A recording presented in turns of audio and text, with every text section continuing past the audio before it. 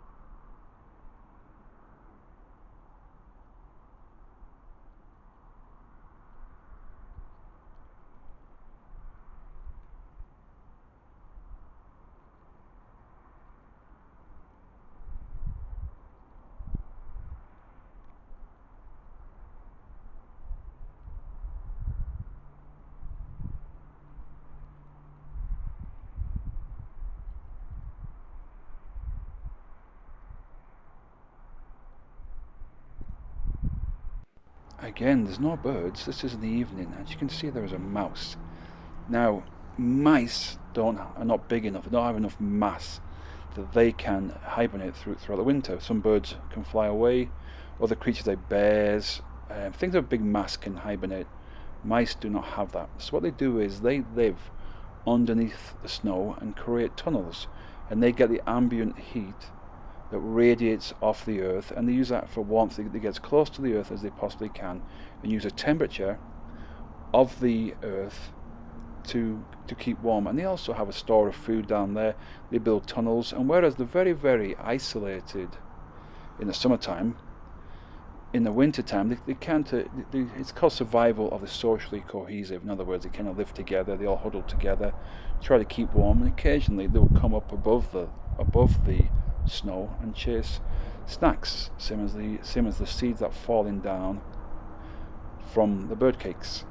If ever you're trying to track, if ever you see some tracks in the snow, it looks like a zipper. As they hop through the snow, their tail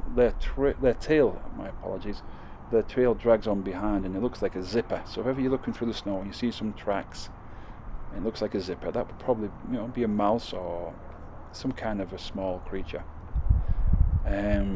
This one seems to have a nest. Can you see that little nest? And as we go through this, you'll notice it going in and out of the nest. And I was surprised to see the mouse. On another video I have somewhere else in Colorado, I have mice that climb in trees in the winter, which was again a surprise for me. But pretty cool, huh? There is the mouse. It needs to be careful because around here you may find coyotes. I recorded a bobcat in the area. There's mountain lions in the area, and they will certainly like to snack on a mouse. This one is pretty interested in the bird cakes. Wasn't something I was hoping to feed, but hey, if it helps the creature get through the winter, well, the more the merrier for my feeding. So enjoy the creature.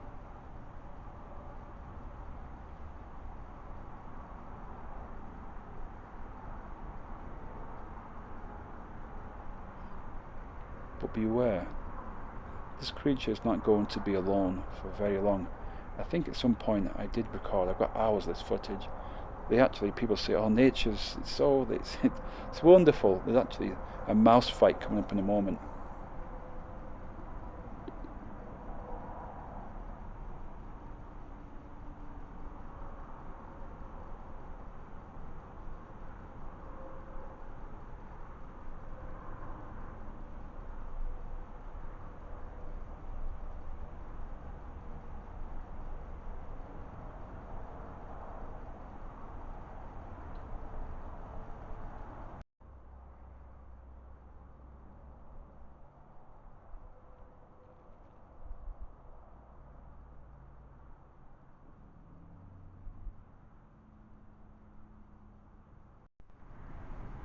here is the mouse fight that's just about to arrive.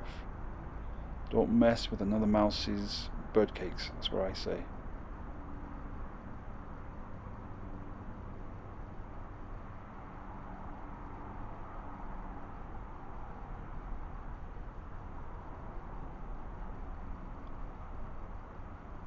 Here it comes.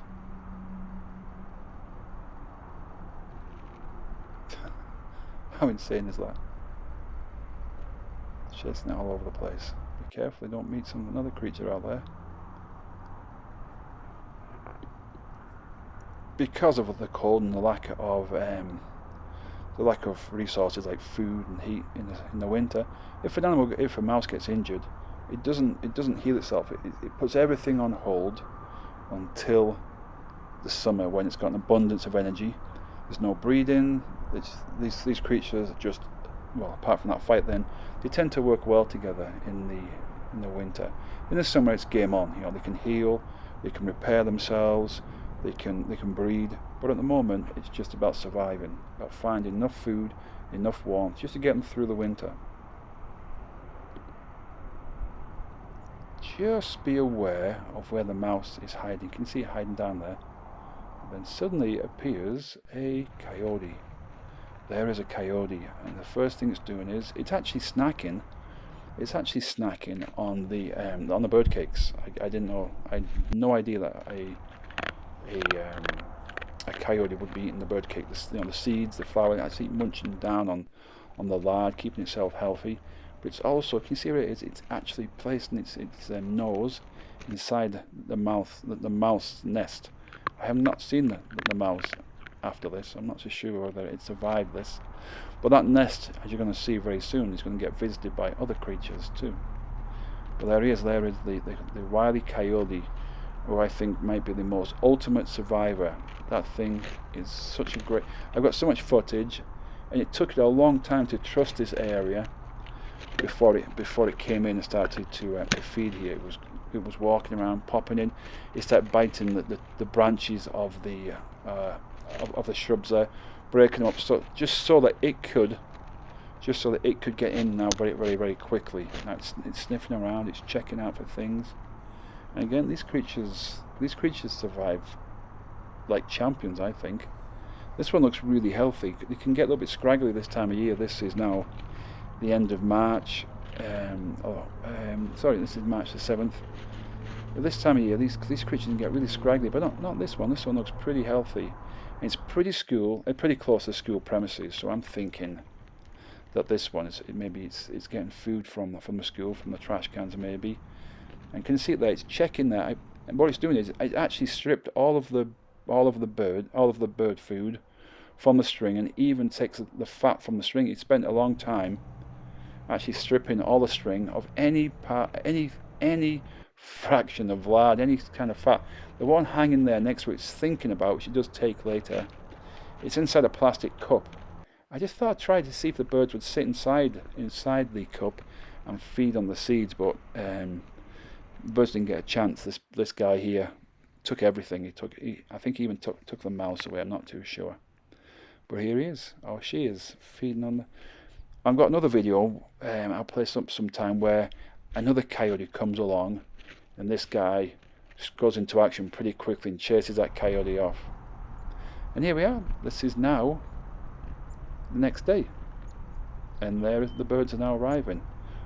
There's seeds around. There's seeds and all kinds of stuff around for them, but there are there's nothing hanging in the tree anymore. The squirrel, the coyote, and the mouse have already taken these apart. The mammals have beaten the birds to the food. And can you see, they're even going into that mouse's nest, the mouse nest.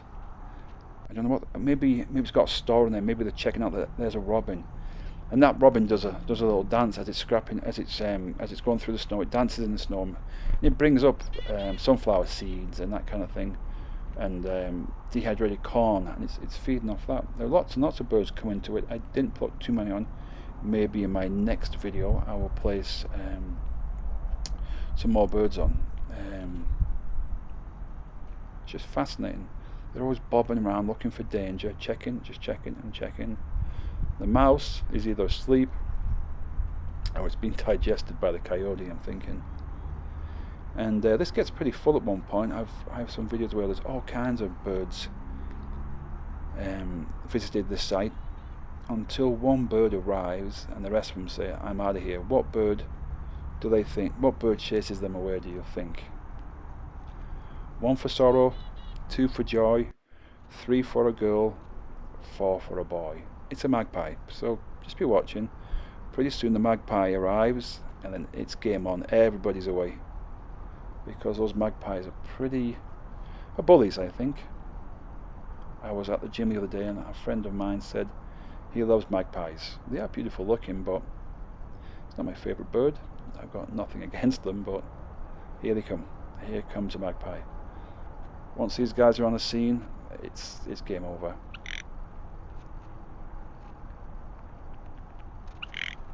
And watch how they inspect where the mouse was.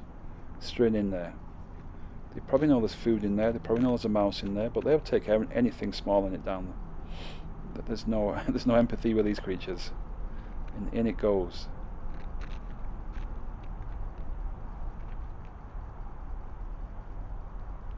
Hopefully the mouse ran down one of its tunnels. The tunnels beneath the snow are something like the New York subway or the tube if you're from London. Lots and lots of tunnels beneath there. And there it goes, it's in there, checking. The mouse spent all evening storing its food, only for a magpie, and other birds too, to come and take its food.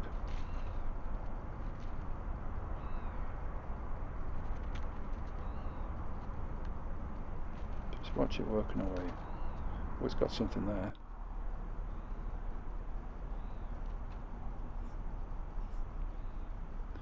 Well, I hope you enjoyed the video. It's coming to an end pretty soon. Like I said, I've been putting my cameras up very, very high, up to about 10,000 feet.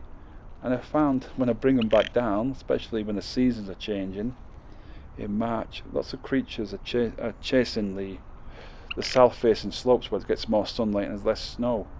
I should have left my cameras down below in the winter, because right by a place that I rent, I keep getting foxes, I keep getting deer, I keep getting elk, birds. I even had a pine marten appear on one of my cameras. I guess holding cameras up high wasn't the idea to go, oh, the squirrel's back and look at that. The squirrel's not afraid of the magpie. Have a great day, people. Thank you for watching my video. All the best.